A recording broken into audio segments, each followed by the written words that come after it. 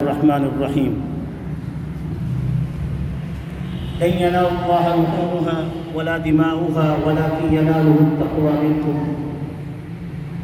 وقال الصحابة ما هذه المذاهب؟ قيل الصحابة قال رسول الله صلى الله عليه وسلم سنة أبيكم إبراهيم أو كما قال عليه الصلاة والسلام. صدق اللہ العظیم و صدق رسولہ النبی الکریم. محبت و شوق سے درود پڑھ لیجیے. اللهم صل على محمد وعلى آل محمد كما صليت على إبراهيم وعلى آل إبراهيم إنك حميد مجيد. اللهم بارك على محمد وعلى آل محمد كما باركت على إبراهيم وعلى آل إبراهيم إنك حميد مجيد. اللهم صل وسلم دائما أبدا على حبيبك خير الخلق كلهم. جزا الله عنا محمدا ما هو أهله صلى الله عليه وسلم تسليما كثيرا كثيرا. نہایت واجب الاحترام بزرگان دین، عزیز بھائیوں اور دوستوں، اللہ رب العزت کا امت محمد صلی اللہ علیہ وسلم پر بہت ہی بڑا احسان اور بہت ہی بڑا کرم ہے کہ اس نے اس امت کو دوسری امتوں سے ممتاز امت قرار دیا ہے، کیونکہ اس امت کے نبی بھی ممتاز امتیازی شان والے اور اس نبی کی امت بھی امتیازی شان والی.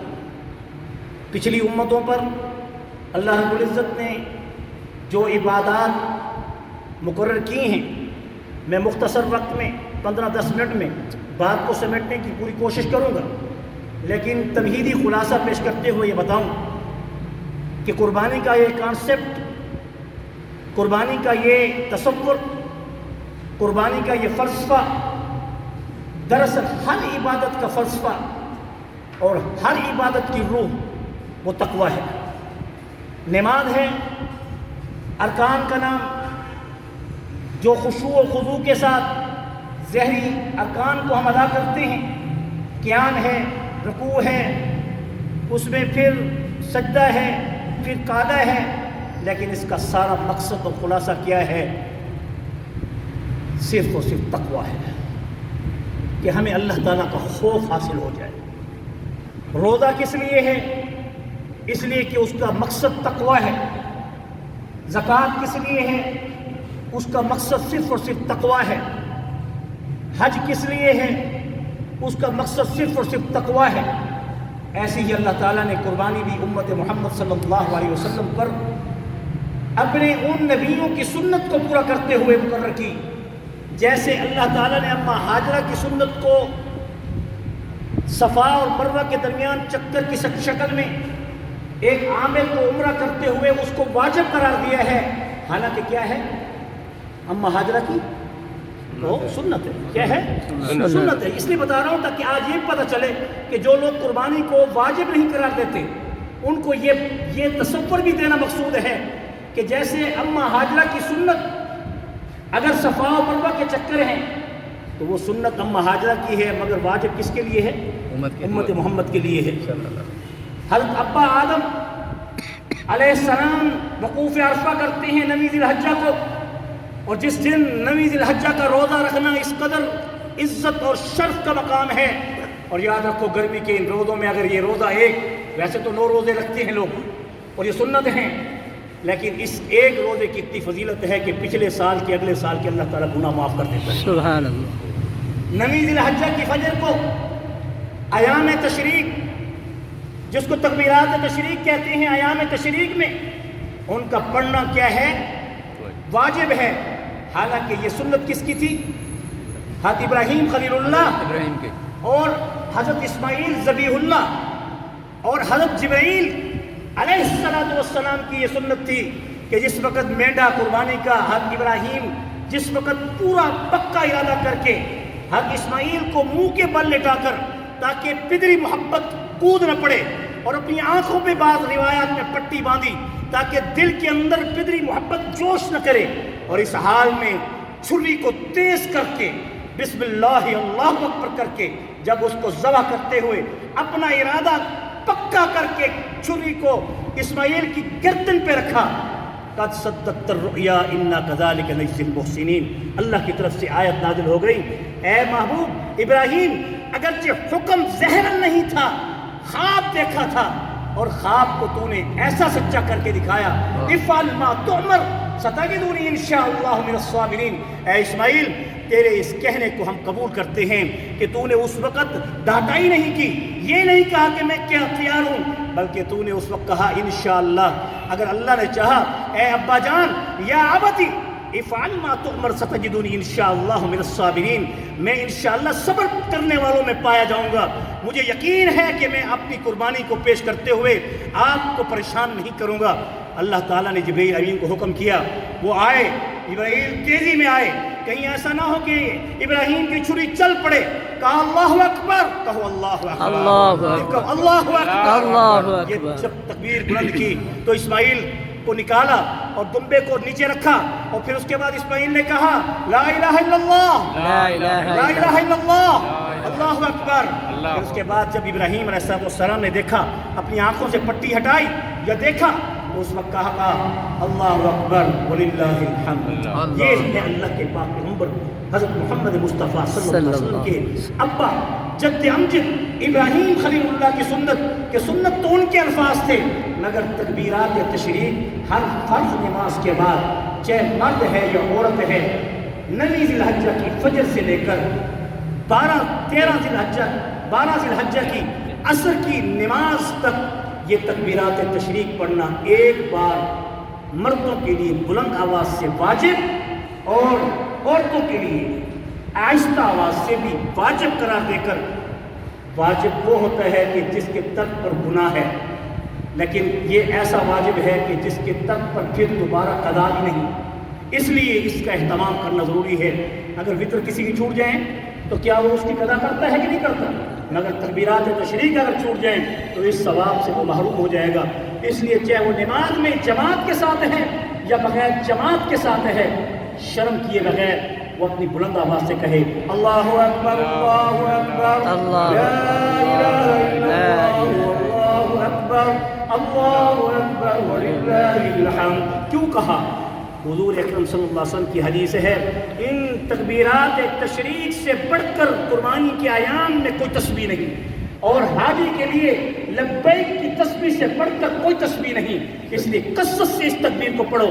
حضرت ابن عباس کہتے ہیں، عمر فاروق کہتے ہیں، بازاروں میں جاتے تھے، گلی میں آتے تھے، گھر میں جاتے تھے، سلام سے پہلے ہم یوں کہتے تھے اللہ اکبر لا الہ الا اللہ، اللہ اکبر وللہ الحمد۔ قربانی کا فلسفہ ایسی ہی ہے جیسے ان تکبیرات کا مزدلفہ کا وقوف واجب ہے۔ اما حوا کی وہ سنت تھی، سنت اما حوا کی ہے، حاجی کے لیے واجب اور فرض کا درجہ ہے۔ اما ابا آدم کی سنت تھی وقوف عرفہ، جبل عرفہ، اور جبل عرفات پر ٹھہر کے آپ نے اللہ کو پکارا۔ آج ہر حاجی جب تک وقوف عرفہ نہ کرے اس کا حج بھی قبول نہیں ہوتا۔ تو معلوم ہوا کچھ چیزیں سنت ہوتی ہیں نام کے اعتبار سے، لیکن عملاً وہ فرض ہوا کرتی ہیں۔ اس لیے میں ان بھائیوں کو بھی مخاطب ہوں کہ جن لوگوں کے نزدیک یہ بات بڑی واضح ہے، آج میں بڑا ایک نقطہ پیش کر رہا ہوں کہ لوگ داڑھی کے عمل کو سنت کہتے ہیں، مگر یہ انبیاء کی سنت ہے، تمہارے اوپر واجب ہے۔ اچھی طرح سن لو، جو داڑھی منڈے ہیں وہ توبہ کر لیں، معافی مانگیں۔ اگر وہ داڑھی نہیں رکھ سکتے تو ان کو دن میں 70 بار اس گناہ پر توبہ کرنی چاہیے، کیونکہ یہ بھی ایسی سنت ہے انبیاء کرام کی، جو سنت تو انبیاء کی تھی مگر درجہ وجوب کا امت محمد مصطفیٰ صلی اللہ علیہ وسلم کے لیے مقرر کر دیا گیا ہے۔ آج ہے کوئی ایسا شخص جو دل کے اندر یہ ارادہ کر لے کہ ایام حج بھی شروع ہیں اور پھر 9 ذی الحجہ بھی آنے والی ہے، اس دن سے پہلے اپنے چہرے کو اپنے حبیب محمد مصطفیٰ کے چہرے سے حسین و جمیل بنا کر پیش کر دے، انشاءاللہ اللہ کے فضل و کرم سے اس کے اگلے پچھلے سارے گناہ معاف ہو جائیں۔ ارادہ کر لو میرے عزیز بھائیوں اور دوستوں، قربانی کا فلسفہ بھی یہ اب کا نہیں، یہ بہت پہلے کا ہے۔ سب سے پہلی قربانی کس نے پیش کی؟ حابیل نے۔ کس نے پیش کی؟ حابیل کون تھا؟ حضرت آدم علیہ السلام کا دوسرا بیٹا تھا۔ قابیل کون تھا؟ حابیل کا بڑا بھائی تھا۔ شیش کون تھے؟ حضرت حابیل اور قابیل کے بھائی تھے۔ جس وقت امت محمد صلی اللہ علیہ وسلم کو یہ بات بتائی جا رہی ہے کہ آدم علیہ السلام جب اس دنیا میں آئے، توالد و تناسل کا سلسلہ شروع ہوا، تو توالد و تناسل کے سلسلے کو شروع کرتے ہوئے اللہ رب العزت نے حضرت آدم اور اماں حوا کو صبح اور شام 2 جڑواں اللہ تعالیٰ اولاد عطا کرتے تھے جو کپل ہوا کرتی تھی، ایک میل اور ایک فیمیل، ایک میل اور فیمیل۔ جس وقت وہ ایک حمل سے ایک میل یعنی ایک بیٹا پیدا ہوتا، دوسرے حمل سے جو بیٹی پیدا ہوتی اس کا آپس میں نکاح کر دیا جاتا تھا۔ یعنی ایک حمل سے پیدا ہونے والے بیٹے اور بیٹی کو جو آپس میں بہن بھائی ہیں ان کا نکاح نہیں تھا۔ یہ بات بھی اچھی طرح سن لیں، ایک حمل سے پیدا ہونے والے بیٹے اور بیٹی بہن بھائی کا نکاح حضرت آدم کے دور سے نہیں ہے، جبکہ اولاد کے تناسل کے سلسلے کو آگے بڑھانے کی خاطر اللہ تعالیٰ نے یہ اجازت دی کہ ایک بار حمل ہوگا، اس سے جو بیٹا اور بیٹی پیدا ہوگی، دوسری بار جو حمل ہوگا اس سے جو بیٹا اور بیٹی پیدا ہوگی، اب ان دونوں کے ہیں تو آپس میں بہن بھائی، کیونکہ باپ بھی ایک ہے ماں بھی ایک ہے، لیکن کیونکہ نظام زندگی کو آگے چلانا مقصود تھا، اس لیے اس وقت سے لے کر بعد تک نو تک یہ سلسلہ چلتا رہا کہ 120 بیٹے جب ہو گئے، اور ایسے ہی حابیل کی بہن غصہ تھی اور قابیل کی بہن اقلیمہ تھی۔ اب اقلیمہ کا نکاح حابیل سے ہونا تھا جو اس کے ساتھ پیدا ہوئی تھی ایک حمل سے، اور قابیل کی جو بہن اقلیمہ تھی اس کا نکاح حابیل کے ساتھ طے پایا تھا، لیکن حابیل اور قابیل نے اللہ کے اس حکم کو، حابیل نے تو تسلیم کیا مگر قابیل نے اس کو قبول کرتے ہوئے انکار کر دیا اور کہا کہ میں تو اپنی بہن سے جس کے ساتھ پیدا ہوا ہوں اقلیمہ سے ہی نکاح کروں گا۔ اللہ کے پاک پیغمبر حضرت آدم علیہ السلام نے، یہ روایت جو پیش کی جاتی ہے ابن کثیر سے ہے، لیکن سب سے بہترین اور راجح قول یہ ہے کہ یہ واقعہ اگرچہ سند کے اعتبار سے صحیح ہے، غلط نہیں ہے، لیکن راجح قول کے مطابق یہ واقعہ ایسا نہیں، بلکہ وہ واقعہ یہ تھا کہ سیدنا آدم علیہ السلام کے جب 1000 بیٹے ہو گئے، جوانی بھی ایسے عروج پر، عمریں بھی بڑی بڑی عروج پر، جب 1000 بیٹے بیٹیاں ہو گئیں تو اس کے بعد اللہ تعالیٰ نے کہا آدم اب تجھے اس دنیا سے میں نے اٹھانا ہے، اب آپ نے 1000 سال عمر پوری کر لی، اب اللہ کے پاس تو نے پہ آنا ہے، میرے پاس آنا ہے، تو اب اپنی مسند پر جو اہل ہے اس کو اس مسند پہ بٹھاؤ۔ حضرت آدم علیہ السلام نے اپنے بڑے بیٹے کو اہل نہ پایا، بلکہ اہل کس کو پایا؟ حابیل کو پایا، جو قابیل سے چھوٹا تھا۔ قابیل نے اعتراض کیا، بڑا میں ہوں، مسند نبوت پر بیٹھنے کا حق میں رکھتا ہوں۔ کہا یہ دنیاوی مسند نہیں، یہ دینی مسند ہے، دینی مسند پر وہ بیٹھے گا جس کا تقوی اعلیٰ ہوگا، جس کی پرہیزگاری اعلیٰ ہوگی، جس کی نیکی اعلیٰ ہوگی۔ مختصر قابیل نے انکار کیا۔ حضرت آدم نے کہا اچھا اگر اس مسند کو حاصل کرنے ہیں تو ہر ایک کو حکم ہوا اپنی اپنی قربانی پیش کرو۔ حابیل مویشی چرایا کرتا تھا، قابیل کھیتی باڑی کرتا تھا، ہلکا سا گندم اٹھا کے اس نے پہاڑ کی چوٹی پہ رکھ دیا، اور حابیل اچھی سی قربانی لے کر اس نے اللہ کے ہاں اس کو ذبح کر کے پہاڑ کی چوٹی پہ رکھ دیا۔ اس وقت کا یہ تقاضا ہوا کرتا تھا جس کی قربانی قبول ہوتی تھی، اگر کوئی جنگ میں مال غنیمت آتا اس وقت تک مال غنیمت ان کے لیے تو روا ہی نہیں تھا، لیکن ان کو یہ تب معلوم ہوتا تھا کہ ہماری یہ جنگ حق پر تھی اور ہم حق پر تھے، تب ان کو معلوم ہوتا تھا جب وہ مال غنیمت کو ڈھیری کی شکل میں پہاڑ پہ رکھتے تھے۔ جہاد کرنے والے مجاہدین ان ڈھیریوں کو جب پہاڑ کی چوٹی پہ رکھتے تھے، پھر اللہ کی طرف سے آگ آتی تھی، وہ اس کو اٹھا لیتی تھی، پھر معلوم ہوتا تھا کہ یہ جہاد تمہارا قبول ہوا ہے، ورنہ ان کے جہاد کی قبولیت عدم قبولیت میں بدل جاتی تھی۔ اسی طرح ان کی کوئی قربانی، کوئی صدقہ، کوئی خیرات جب وہ اللہ کے ہاں پیش کرتے تھے تو اس کو وہ پہاڑ کی چوٹی پہ رکھتے تھے، اگر اللہ کی طرف سے آگ آتی اس کو اٹھا لیتی تو تب ان کی وہ قربانی قبول ہوتی۔ یہ امت محمد مصطفیٰ کا امتیاز ہے کہ غنیمت کا مال بھی تمہارے لیے حلال جو جہاد کے مال سے حاصل ہو۔ سب سے افضل ترین تجارت بھی حضور نے جہاد کے مال کو قرار دیا ہے اور مال غنیمت کو قرار دیا ہے۔ ایسے ہی آپ صلی اللہ علیہ وسلم نے فرمایا قربانی بھی تمہاری اور صدقہ بھی تمہارا، خیرات بھی تمہاری، اور پھر اللہ کے نام میں تم اس کو تقسیم بھی کر سکتے ہو، کھا بھی سکتے ہو، اس کو آگ اٹھا کے ختم نہیں کرتی۔ یہ امت محمد مصطفیٰ کا امتیاز ہے۔ تو سب سے پہلی قربانی حابیل کی قبول ہوئی۔ یہ فلسفہ قربانی کا ہے کہ جس وقت قربانی کے جانور کو ذبح کرنے کے لیے جب رکھا جائے تو سب سے پہلے ایسے ہی اس کا منہ بیت اللہ کی طرف کر کے رکھا جائے، اور پھر اس کو جب ذبح کرتے ہوئے ذبح کریں تو اس کے ساتھ کوئی اور جانور بھی کھڑا ہوا نہ ہو۔ چھری بھی اچھی طرح تیز ہونی چاہیے۔ رسول اللہ صلی اللہ علیہ وسلم کی حدیث مبارک ہے۔ اور جانور کی 4 رگیں ہیں، جو اوداج کی سائڈ کی 2 رگیں ہوتی ہیں، اور ایک درمیان کی نرگٹ ہے، اور ایک سانس کی نالی ہے۔ ان 4 رگوں کا کاٹنا، جن میں 3 رگوں کا کاٹنا ضروری ہے، اور اکثر و بیشتر یہ دیکھا جاتا ہے کہ قصاب چھری چلاتا ہے، درمیان کی 2 رگیں تو کاٹ دیتا ہے، سائڈ کی رگیں رہ جاتی ہیں، اور جانور ٹھنڈا ہو جائے۔ اگر جانور ٹھنڈا ہو گیا، اس کی روح نکل گئی اور اس کی صرف 2 رگیں کٹیں، 3 رگیں نہیں کٹیں، تو ایسی صورت میں وہ جانور حرام ہو جاتا ہے، وہ مردار ہو جاتا ہے۔ جانور کو ذبح کرنے والا قصاب بھی بندہ ہو، صحیح طریقے سے ذبح کرنے والا ہو، اور جلدی سے چھری پھیرنے والا ہو، اور چاروں طرف سے چھری کو پھیرے، گردن کے نیچے اس چھری کو مت پھیرے۔ اور سب سے بری بات، جو قصاب جب کسی جانور کو ذبح کرتا ہے، ذبح کرنے کے بعد اس کی سائڈ کی رگوں کو کاٹتا ہے، درمیان کی نرگٹ کو اور اس کی سانس کی نالی کو کاٹتا ہے، پھر اس طرف کی رگ کو کاٹتا ہے، پھر اس کے بعد جب وہ پھڑک رہا ہوتا ہے تو اس کے درمیان میں نوک لگا کر اس سفید رگ کو کاٹتا ہے، جو سراسر ظلم ہے، جو سراسر ظلم ہے جانور کے اوپر۔ حضور کی حدیث ہے کہ جانور پر جب چھری پھیری جاتی ہے، اس کے دماغ کو اللہ تبارک و تعالیٰ اس کو نیند دے دیتے ہیں، اسے محسوس ہی نہیں ہوتا کہ میرے ساتھ کیا ہو رہا ہے۔ ظالموں، تم کیا سمجھتے ہو کہ حضور علیہ السلام نے جو ذبح کا طریقہ بتایا ہے، کرنٹ دینے سے بہتر ہے؟ کرنٹ سے اس کی جان کو تکلیف ہوتی ہے، اس کی روح کو تکلیف ہوتی ہے، اور دم مسفوح کے نکلنے کے بعد گوشت پاک ہو جاتا ہے، اور اس کی پاکی کی وجہ سے جسم کے اندر کوئی فساد پیدا نہیں ہوتا۔ یہ حضور صلی اللہ علیہ وسلم کی حدیث پہلے سے بتا رہی ہے۔ آج سائنس اس کو تسلیم کرتی ہے، اور سائنس نے اس کو تسلیم کیے ہے کہ دم مسفوح جب جانور کا نکل جاتا ہے، اس کے بعد جانور کے اندر تازگی آ جاتی ہے، اور پھر جس قصاب کو آپ چھری مارتے ہوئے اس سفید جگہ کو کاٹتے ہوئے پائیں اسے روکیں، اسے کہیں کہ حضور اکرم صلی اللہ علیہ وسلم نے منع فرمایا ہے۔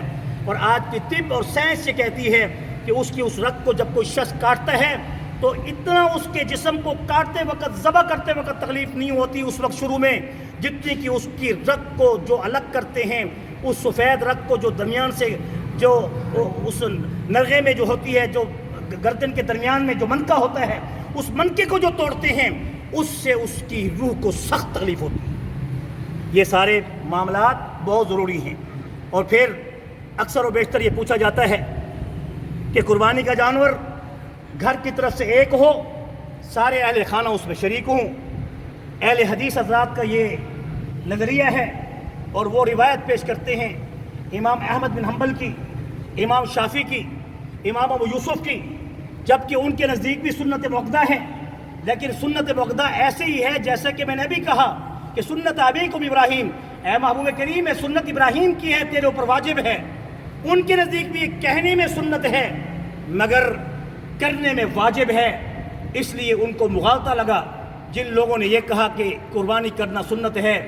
قربانی کرنا صرف سنت نہیں بلکہ سنت مؤکدہ کے درجے میں واجب ہے، اور واجب کا ترک کرنے والا گناہگار ہے۔ حضور اکرم صلی اللہ علیہ وسلم کی حدیث ہے، جو شخص طاقت و قوت رکھنے کے باوجود، استطاعت رکھنے کے باوجود اگر قربانی کا جانور عید کے دن، عید الاضحیٰ کو ذبح نہ کرے، حتیٰ کہ تیسرے دن بھی اگر اس کے پاس اتنے پیسے آ گئے ہیں کہ جو صاحب نصاب ہونے کو پورا ہوتے ہیں۔ صاحب نصاب کسے کہتے ہیں؟ جس کے پاس 52.5 تولے چاندی ہو، یا جس کے پاس 7.5 تولے سونا ہو۔ زکوٰۃ کا نصاب سال بھر پورا ہونے کے بعد ہے، مگر قربانی کا نصاب استطاعت کے ساتھ ہے، اس کے اوپر سال کا گزرنا شرط نہیں ہے۔ یہ بات اچھی طرح یاد رکھیں۔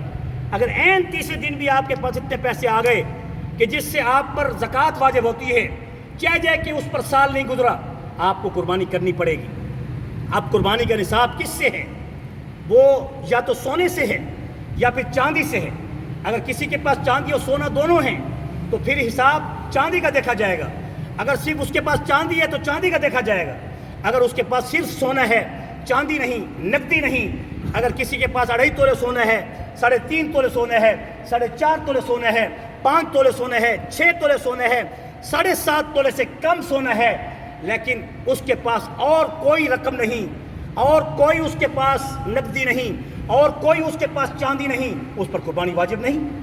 اسلام کو اتنا سخت مذہب تو نہیں ہے، اس پر قربانی واجب نہیں۔ اب اس کا نصاب چاندی سے نہیں دیکھا جائے گا، چاندی کا نصاب اس وقت دیکھا جائے گا جس وقت اس کے پاس سونا اور چاندی دونوں ہوں، یا پھر چاندی کا نصاب تب دیکھا جائے گا جب اس کے پاس صرف چاندی ہو یا نقدی ہو، پھر 52.5 تولے چاندی کی قیمت 80,000 بنتی ہے۔ لیکن اگر کسی کے پاس 80,000 کی قیمت ہے لیکن مہینے بھر کا خرچ اسی کے اندر پورا ہو جاتا ہے، اس پر بھی قربانی واجب نہیں۔ اسلام اتنا سخت مذہب نہیں ہے کہ آپ کے پاس 1 مہینہ کا خرچہ ہے، اگلے مہینے کا خرچہ پھر آئے گا، لیکن 1 مہینے کا خرچہ آپ کا 80,000 پورا کا پورا مہینے میں خرچ ہو جاتا ہے، تو آپ پر قربانی نہیں ہے، اس لیے کہ وہ مال آپ کا خرچ ہو جاتا ہے۔ ہاں، 80,000 کے علاوہ اگر آپ کے پاس پراپرٹی ہے اور وہ تنخواہ تھی یا وہ خرچہ تھا، اس کے علاوہ پراپرٹی ہے، اس کے علاوہ کوئی زمین ہے، اس کے علاوہ کوئی دکان ہے، اس کے علاوہ کوئی اور نقدی ہے، تو پھر اس کو اس وقت قربانی کرنے کے لیے جانور خریدنا ہوگا، چاہے وہ 25,000 کا ہو یا 30,000 کا ہو۔ وہ اپنے پیسے لگائے، اگر وہ اپنے اس مال کو خرچ کرتے ہوئے روکنا چاہتا ہے یا کسی پر اس کا مال موجود ہے تو وہ قرض لے کر بھی قربانی کرے، کیا معلوم کہ اس کو اگلے سال قربانی کی اللہ تعالیٰ استطاعت نہ دے۔ اس لیے قربانی کے لیے استطاعت شرط ہے، اور زکوٰۃ کے لیے نصاب کا سال بھر ہونا شرط ہے۔